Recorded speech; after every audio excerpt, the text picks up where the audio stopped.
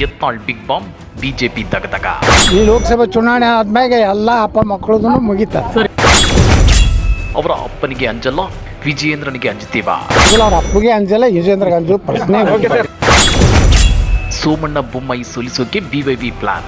ಸೋಮಣ್ಣ ಅವ್ರ ಬಲ್ಲಿ ವಿಜೇಂದ್ರ ಏನು ಮಾಡ್ಯಾನ, ನಮ್ಮ ಬೊಮ್ಮಾಯಿ ಅವ್ರು ಸೋಲಿಸ್ಲಿಕ್ಕೆ ವಿಜೇಂದ್ರ ಏನು ಮಾಡ್ಯಾರ, ಎಲ್ಲ ಇತಿಹಾಸ ಇದೆ. ಲೋಕಸಭೆ ಆಗದ್ಮ್ಯಾಗ ಇತಿಹಾಸ ಹೇಳ್ತೀನಿ. Bomb, big bomb. ಯತ್ನಾಳ್ ಸ್ಫೋಟಿಸಿರೋದು ಅಂತಿಂತ ಬಾಂಬ್ ಅಲ್ಲ, ರಾಜ್ಯ ಬಿಜೆಪಿ ನಾಯಕರು ಮತ್ತೆ ತಲೆ ಮೇಲೆ ಕೈ ಹೊತ್ತು ಕೂರುವಂತ ಬಾಂಬು. ಈ ಬಾಂಬ್ ಅಪ್ಪ ಮಕ್ಕಳ ಮೇಲೆ ಮಾತ್ರ ಅಂತೇಳಿ ಹಿಂದೂ ಹುಲಿ ಖ್ಯಾತಿಯ ಬಸನಗೌಡ ಪಾಟೀಲ್ ಯತ್ನಾಳ್ ಅವರು ಹೇಳಿದ್ರು. ಬಿಜೆಪಿ ಪಕ್ಷಕ್ಕೆ ಲೋಕಸಭಾ ಚುನಾವಣೆಯಲ್ಲಿ ಅತಿ ದೊಡ್ಡ ಹೊಡೆತ ಕೊಡುತ್ತೆ ಅನ್ನೋ ರಾಜಕೀಯ ವಿಶ್ಲೇಷಣೆಗಳಿವೆ. ಹಾಗಾದ್ರೆ ಯತ್ನಾಳ್ ಸ್ಫೋಟಿಸಿರುವ ಆ ಬಾಂಬ್ ಏನ್ ಗೊತ್ತಾ? ಅದನ್ನ ಡೀಟೇಲ್ ಆಗಿ ತೋರಿಸ್ತೀವಿ. ಆದ್ರೆ ಅದಕ್ಕಿಂತ ಮೊದಲು ನಮ್ಮ ಚಾನಲ್ ಅನ್ನು ಸಬ್ಸ್ಕ್ರೈಬ್ ಮಾಡ್ಕೊಳ್ಳಿ. ಹಾಗೇನೇ ಪಕ್ಕದಲ್ಲಿರೋ ಬೆಲ್ ಬಟನ್ ಅನ್ನು ಪ್ರೆಸ್ ಮಾಡಿ. ಸಾರ್ವತ್ರಿಕ ಲೋಕಸಭಾ ಚುನಾವಣೆಗೆ ಇನ್ನು ಕೇವಲ 2 ತಿಂಗಳು ಬಾಕಿ ಇದ್ದು, ರಾಜ್ಯ ಬಿಜೆಪಿ ಈ ಸಲ ಕರ್ನಾಟಕದಲ್ಲಿ 28ಕ್ಕೆ 28 ಸೀಟುಗಳನ್ನು ಗೆಲ್ತೀವಿ ಅನ್ನೋ ವಿಶ್ವಾಸದಲ್ಲಿದೆ. ಇತ್ತ ನಿನ್ನೆ ಅಮಿತ್ ಶಾ ಕರ್ನಾಟಕಕ್ಕೆ ಬಂದು ಮೈಸೂರು ಭಾಗದಲ್ಲಿ ಬಿಜೆಪಿ ನಾಯಕರ ಜೊತೆ ಮೀಟಿಂಗ್ ಮಾಡಿ ಹೋಗಿದ್ದಾರೆ. ಆ ಮೂಲಕ ಲೋಕಸಭಾ ಚುನಾವಣೆಗೆ ರಣಕಹಳೆ ಮೊಳಗಿಸೋಕೆ ಪ್ಲಾನ್ ಮಾಡಿದ್ದಾರೆ. ಪರಿಸ್ಥಿತಿ ಹೀಗಿರುವಾಗಲೇ ವಿಜಯಪುರ ಶಾಸಕ ಬಸನಗೌಡ ಪಾಟೀಲ್ ಯತ್ನಾಳ್ ಬಿಎಸ್ವೈ ಮತ್ತು ಬಿವೈ ವಿಜಯೇಂದ್ರ ಅವರ ವಿರುದ್ಧ ವಾಗ್ದಾಳಿ ನಡೆಸಿದ್ದಾರೆ. ಯತ್ನಾಳ್ ಸ್ಫೋಟಿಸಿರೋ ಒಂದೊಂದು ಬಾಂಬ್ ಬಿಎಸ್ವೈ ಮತ್ತು ಅವರ ಪುತ್ರ ಬಿವೈ ವಿಜಯೇಂದ್ರ ಅವರ ರಾಜಕೀಯ ಭವಿಷ್ಯಕ್ಕೆ ಮುಳ್ಳಾಗೋ ಎಲ್ಲ ಲಕ್ಷಣಗಳು ಎದ್ದು ಕಾಣ್ತಿವೆ. ಅಷ್ಟೇ ಅಲ್ಲ, ಈ ಸಲದ ಲೋಕಸಭಾ ಚುನಾವಣೆಯಲ್ಲೂ ಬಿಜೆಪಿಗೆ ಅತಿ ದೊಡ್ಡ ಹೊಡೆತ ಕೊಡೋ ಸಾಧ್ಯತೆ ಇದೆ.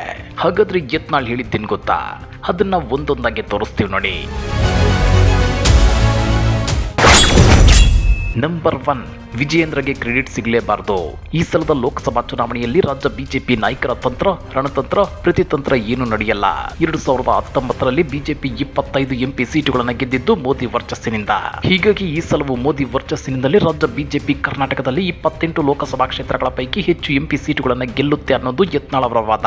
ಅಪ್ಪಿತಪ್ಪಿ ಕರ್ನಾಟಕದಲ್ಲಿ ಬಿಜೆಪಿ ಹೆಚ್ಚು ಎಂಪಿ ಸೀಟುಗಳನ್ನು ಗೆದ್ರೆ ಅದು ಮರಿರಾಜ ಹುಲಿ ಬಿವೈ ವಿಜಯೇಂದ್ರ ಅವರ ಅಧ್ಯಕ್ಷತೆಯಲ್ಲಿ ಗೆದ್ದಿದ್ದು, ಇದು ಬಿಎಸ್ವೈ ಮತ್ತು ಬಿವೈವಿ ಅವರ ಪವರ್ ಅಂತೇಳಿ ಮಾಧ್ಯಮಗಳು ಬಿಂಬಿಸುವ ಸಾಧ್ಯತೆ ಇದೆ. ಹಾಗೆ ಆಗಬಾರ್ದು.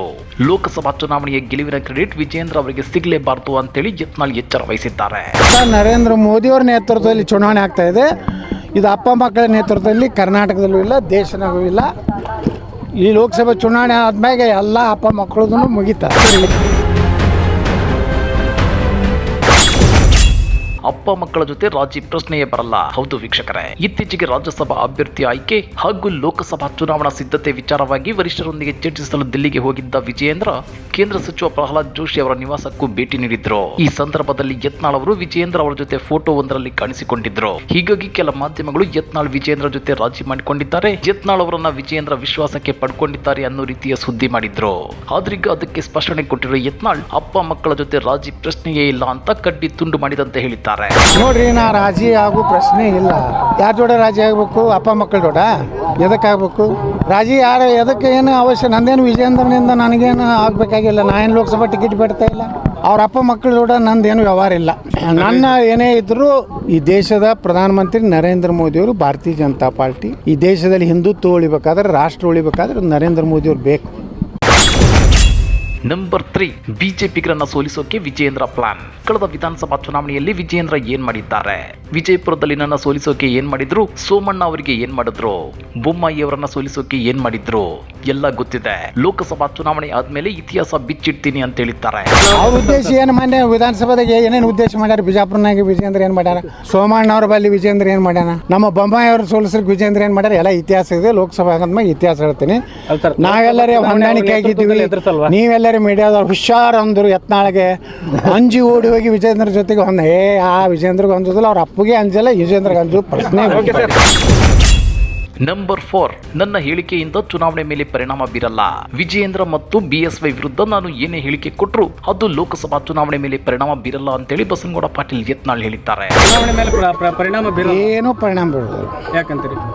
ಏನು ಪರಿಣಾಮ? ಹೊಂದಾಣಿಕೆ ಇಲ್ಲ ಅಂದ್ರೆ ಪರಿಣಾಮ ಹೊಂದಾಣಿಕೆ ಗೊಂದಲ ಉಂಟಾಗತ್ತೆ. ನಾವೇನು ವಿಜೇಂದ್ರನಾಗ ಬೇರೆಯವ್ರಿಗೆ ಓಟ್ ಹಾಕತ್ ಹೇಳೋದಿಲ್ಲ.